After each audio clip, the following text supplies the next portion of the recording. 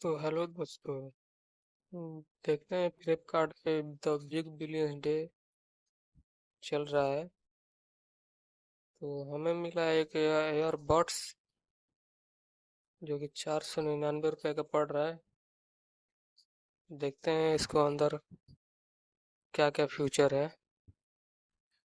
5 minute charge करेंगे airbuds को तो 300 मिनट चलेगा। और देखते हैं आगे।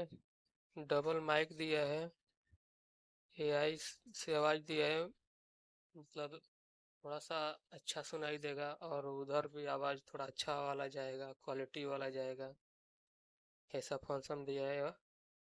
ईयरबड्स कलर में भी है, बहुत अच्छा है और डिज़ाइन भी अच्छा है, बहुत मस्त है डिज़ाइन।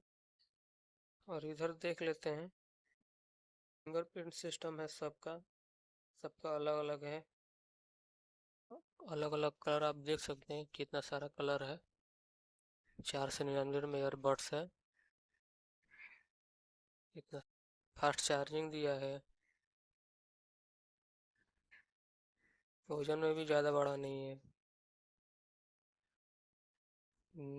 वो 1 साल का वारंटी दे रहा है।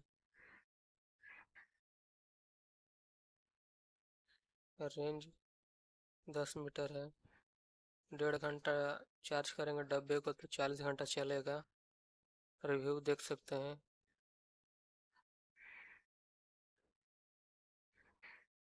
देख सकते हैं, डिजाइन भी अच्छा है। जो मंगाए हैं वो भी सुने होंगे तो